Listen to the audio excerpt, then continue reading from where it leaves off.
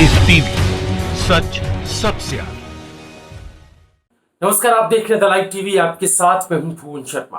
BJP के कई नेताओं को यूं तो गोडसे की पूजा करते आपने देखा है। बापू यानी महात्मा गांधी को गरियाते भी सुना गया है। कई मौकों पर उनके विचारों का अपमान करते भी सुना और देखा गया। लेकिन हैरत की बात यह है कि बीजेपी का नेतृत्व तो अगाध श्रद्धा दिखाता है राष्ट्रपिता को लेकर। मोदी हो या अमित शाह, बापू के चरणों में श्रद्धा सुमन अर्पित करता आपको हर कोई दिख जाएगा। लेकिन वहीं बापू को अपमानित करने वाले, उनको लेकर भला बुरा कहने वालों को बीजेपी सम्मानित भी कर देती है। जी हाँ, यही हुआ है। अब ताजा वाकया सामने आया है अनिल कुमार सौमित्र का। ये वही सौमित्र हैं जिन्होंने पिछले साल बापू को फादर ऑफ पाकिस्तान यानी पाकिस्तान का राष्ट्रपिता कहा था। सौमित्र मध्य प्रदेश बीजेपी के मीडिया सेल के प्रमुख थे। फादर ऑफ पाकिस्तान वाले बयान पर विवाद बढ़ा तो बीजेपी ने उन्हें पद से हटा दिया था। यह मई 2019 की घटना है। लेकिन अब उन्हें पत्रकारिता के सर्वोच्च संस्थान Indian institute of mass communication में प्रोफेसर नियुक्त किया गया है। सौमित्र ने अपनी फेसबुक पोस्ट में यह लिखा था कि वो यानी कि बापू, उनका इशारा था, राष्ट्रपिता थे लेकिन पाकिस्तान के। ये वही सौमित्र हैं जिन्होंने साल 2013 में मध्य प्रदेश बीजेपी के मुखपत्र में चर्च के नर्क में जो नन का जीवन है उसको लेकर के बयान दिया था या स्टेटमेंट दी थी। तब उन्हें बीजेपी ने वहां से हटा दिया था। सौमित्र के फादर ऑफ पाकिस्तान वाले इस बयान पर बीजेपी ने तब कहा था ये पार्टी की नीतियों, विचारों और सिद्धांतों के खिलाफ है। लेकिन अब उसी बीजेपी की सरकार में उन्हें यह अहम पद और जिम्मेदारी से नवाज दिया गया। अब सवाल तो उठेगा ही कि ये क्या इनाम है उनके दिए गए बयान का। सौमित्र अब आईआईएमसी जैसे नामी संस्थान में पत्रकारिता के छात्रों को पढ़ाएंगे। बापू के लिए उनकी सोच सामने आने के बाद भी आखिर कैसे उन्हें एक प्रोफेसर बना दिया गया।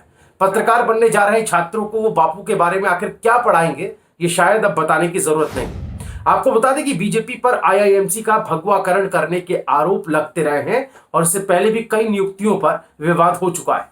संस्थान के मौजूदा महानिदेशक संजय द्विवेदी की भी नियुक्ति पर विवाद हुआ था और उनकी भी पृष्ठभूमि आरएसएस से है। खैर, बीजेपी ने कुछ ऐसा ही कतील के मामले में भी किया था।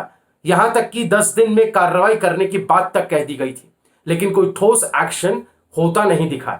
कर्नाटक बीजेपी के नेता नलिन कुमार कतील ने बापू के हत्यारे नाथूराम गोडसे के पक्ष में बयान दिया था और उसके कुछ समय बाद उन्हें कर्नाटक बीजेपी का अध्यक्ष बना दिया गया था।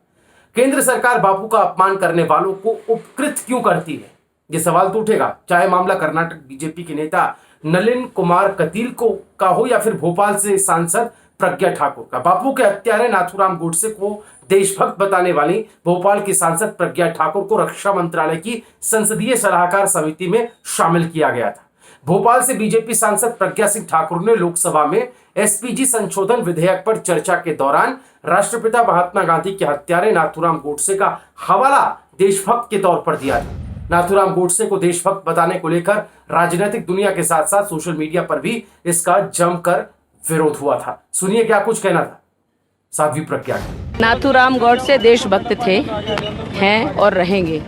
ऐसा बोलने उनको आतंकवादी कहने वाले लोग स्वयं के गिरेबान में झांक के देखें। अब की चुनाव में ऐसे लोगों को जवाब दे दिया जाएगा।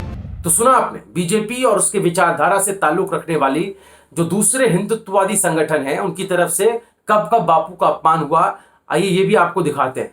सियासी बयानबाजी के बीच गांधी जी के हत्यारे गोडसे का मंदिर बनाने वाली हिंदू महासभा के राष्ट्रीय उपाध्यक्ष जयवीर भारद्वाज का एक बयान आया था सामने। उन्होंने अपने बयान में गांधी जी को देश के विभाजन का मसीहा कह दिया था। साथ ही उनकी राष्ट्रपिता की पदवी पर भी सवाल उठाए थे।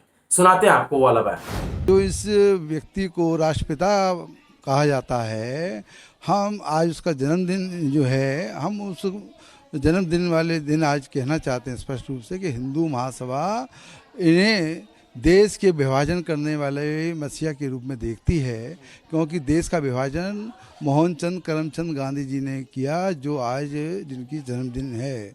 हिंदू महासभा इन्हें राष्ट्रपिता किस हिसाब से लिखा जाता है, उसके लिए कोर्ट में दीपक कुमार तलवार को अधिकृत किया गया है कि वो जाकर याचिका प्रस्तुत करें।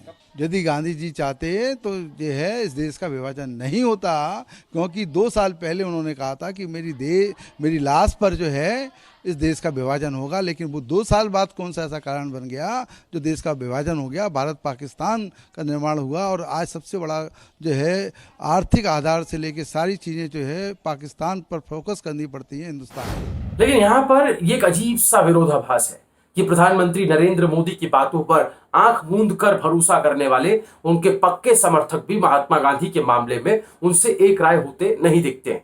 उनकी पार्टी के नेताओं से लेकर कार्यकर्ताओं और आम समर्थकों तक को राष्ट्रपिता गांधी के प्रति असम्मान जताते हुए, उन्हें अपशब्द कहते हुए, उनसे घृणा करते हुए देखा सुना जा सकता है। ऐसे कुछ उदाहरणों पर अगर हम गौर करें तो इस तरह का सबसे ताजा मामला बीजेपी सांसद अनंत कुमार हेगड़े से जुड़ता है।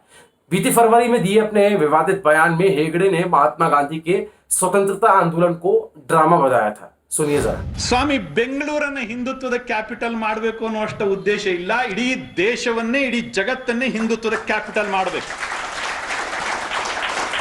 ಇಡೀ ದೇಶವನ್ನ ಜಗತ್ತನ್ನ ಹಿಂದುತ್ವದ ಕ್ಯಾಪಿಟಲ್ ಮಾಡಬೇಕು. ಯಾಕೆಂದ್ರೆ ಇದು ಒಂದು ಸಂಪ್ರದಾಯ ಅಲ್ಲೇ ಅಲ್ಲ, ಇದೊಂದು ಪೂಜಾ ಪದ್ಧತಿ ಅಲ್ಲೇ ಇಲ್ಲ, ಇದೊಂದು ಬದುಕಿನ ಸಿದ್ಧಾಂತ ಇದು ಹಿಂದುತ್ವ. इससे कुछ समय पहले वर्तमान गृह मंत्री और तत्कालीन बीजेपी अध्यक्ष अमित शाह भी महात्मा गांधी को चतुर्बनिया कहकर एक बार संबोधित कर चुके हैं। क्या कुछ कहा था उन्होंने, ये भी आइए आपको सुना देते हैं। और इसीलिए महात्मा गांधी ने दूरंदेशी के साथ बहुत चतुर बनिया था, वो उसको मालूम था आगे क्या होने वाला है। उसने आजादी के बाद तुरंत कहा था कांग्रेस को बिखेर देना चाहिए। वहीं प्रज्ञा ठाकुर तो संसद में खड़े होकर नाथूराम गोडसे को देशभक्त बता ही चुकी है। गांधी से जुड़े बीजेपी नेताओं के आपत्तिजनक बयानों में सबसे ज्यादा लोकप्रिय बयान पार्टी प्रवक्ता संबित पात्रा और हरियाणा के कैबिनेट मंत्री अनिल विज का है। पात्रा ने जहां पीएम मोदी को देश के बाप का संबोधन दे डाला था, वहीं विज ने भारतीय मुद्रा से गांधी जी की तस्वीर हटाए जाने की बात कह दी थी। सुनिए।